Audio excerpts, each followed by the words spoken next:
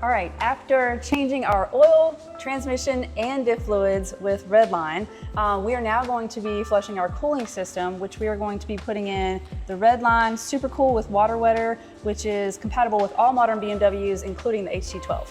Yeah, so we're gonna go ahead and dive in, hit both temp circuits on this, the high temp circuit and the low temp circuit, high temp being the engine, low temp being the intercooler system, and go through the process of the vacuum fill and then the bleeding. So let's dive in. Removing all of these under panels at the front so that we can gain access to the coolant hoses, because there is no drain valve on these things. You have to undo a coolant hose from each of the circuits, and this is going to give us the access to do that. So we just took down another panel here, and this plastic came out, which looks like, to me, I think this may be part of a water pump pulley. I'm not sure. I can't tell fully, but I think this is part of a water pump pulley. It would make sense that someone was in here doing that work at some point, especially with how this fan is not seated back correctly. So we'll take a better peek at that when we get up, back up top. So yeah, we're gonna go ahead and drain the coolant for now though, figuring out exactly which ports to drain. The aux radiators are from the high temp circuit, so we'll probably undo just both of these to get it fully drained, and then the low temp circuit should be this one here on the heat exchanger. So we'll undo that hose to drain the low temp circuit. Yeah, finding little treasures as we crack into this thing. Just took the cap off and knew that really we probably should replace this cap. But then when we take it off, realize, oh, we definitely should have replaced this cap. You can see it is cracked around the O-ring. When we popped it off, was just kind of popped halfway on the side of it, as there's plastic around here that is all brittle and broken. So Carrie is now going to run up to the shop and go pick up a new cap so that we can complete the service. And I'm gonna work on getting through the rest of some of this coolant service while she's going and running that errand. All right, I'm gonna undo this clip using this little pick tool.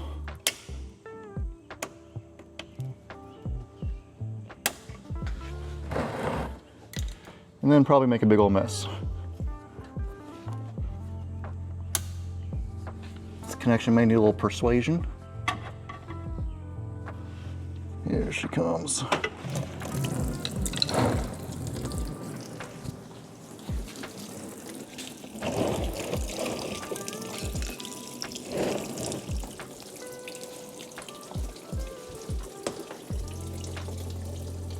Definitely made a bit of a mess.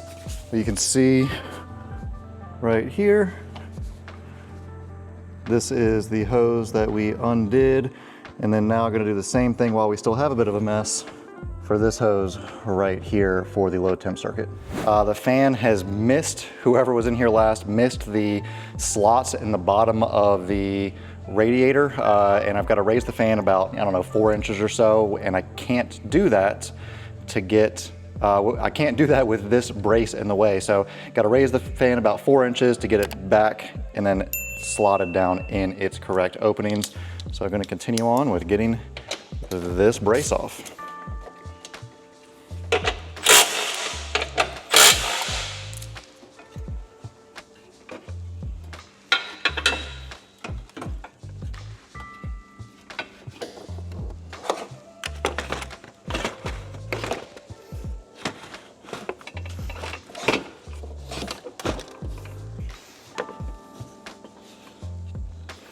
All right, that is now much happier and actually in its proper home.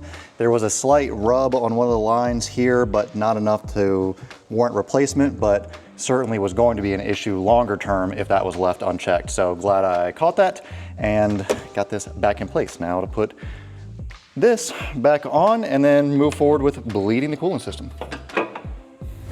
All right, so right now we have a vacuum fill process that we are about to proceed with. This needs to make a seal into this expansion tank. It is struggling to stay put, so Carrie is holding it down. Basically what we're gonna do is we are going to put air to this line, and then we are going to open this port, which will allow the air to come across here. And then when we open this one, it will pull a vacuum on the system, and the hoses will suck down a bit. It will keep everything nice and clean, tidy. We're gonna check and see if the gauge drops vacuum. If it does, then we are going to likely have a leak somewhere, so that's a good leak test. And then from there, we take this port, put this into the coolant, and once you close off these other ones and open that, it will then, the vacuum of the system will pull the coolant through that and fill the system. So we have air to the system. We have this hose in this just empty bottle just to keep it from blowing any coolant anywhere. And then we're gonna open this one.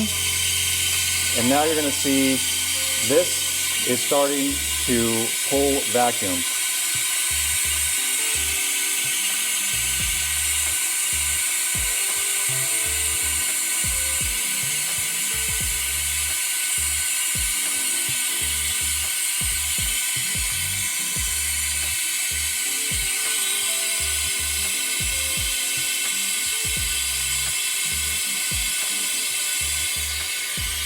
So now we're gonna stop it, watch this gauge, see if it drops. It is holding steady, which makes me feel like we are doing well on vacuum pull. Carrie doing a good job of holding that thing tight. Thank you, Carrie. Yeah, without her, this would not be possible right now. All right, we're still holding steady. I'm going to get the coolant and start filling this thing. Now we will open this port and coolant should come through there and start filling the system. Make sure this is fully submerged at all times and not letting any air get into the system. And once we are about out of vacuum, close that baby off. Thanks to Carrie, we have fresh caps. And by the way, just repeat the same vacuum fill process for the low temp side, but fresh caps with O-rings that look like they are sealed on well. And then next, there's also a bleeding process that you go through with the engine, and we'll start cracking into that now. So now we need to bleed the cooling system. There are two different processes for the low temp and the high temp. Gonna go ahead and do the high temp circuit, which first we need to make sure the hood is shut. And then we're gonna go over here, put the car in diagnostic mode, which means you hit the start stop button 3 times. We are going to turn the heat to max on temperature, but low fan.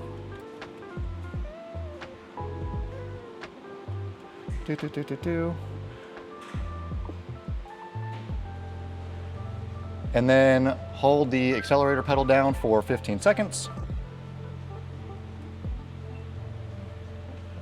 And then we are going to start the car.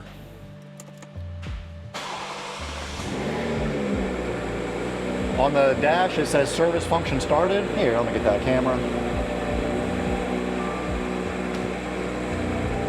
Right there. And now this process is going to take about 10 minutes. The car is going to go through its bleed cycle. It's going to rev up and down a few times on its own. And then it will say service function finished when done, and you can turn the car off and bleeding will be complete. Now it looks like the service function has finished. So just go ahead and turn the car off, and that is it for the high temp circuit. Now let's attack bleeding the low temp. So now for the low temp circuit, we actually have to have the hood open. So for the high temp circuit, hood closed, low temp, hood open. And then back over here for another magical sequence of things. So put it in diagnostic mode again by pushing the start stop 3 times. Same deal with the heat. You want the heat as high temp as it'll go, low fan. You want the low beam on.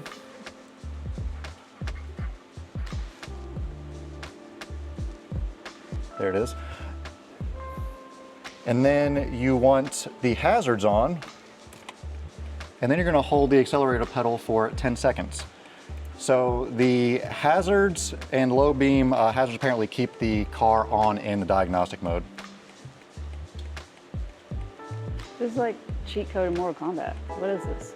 And now, and now we have service function started. Yeah, it's like up, up, down, left, right, what? So yeah, now we have the service function started for this mode, which will be the low temp circuit. And once it kicks back off and says finished, we'll be done with that. You probably can't hear it from your vantage point, but over here you can tell there is water flowing through the system. You can hear the pump actuating and going through its bleed cycle. So you'll hear that accelerate, decelerate, the water flow throughout its process as it's doing this. This will be about another 10-minute process. So service function now finished, and we are done with the low temp bleed. So hazards off.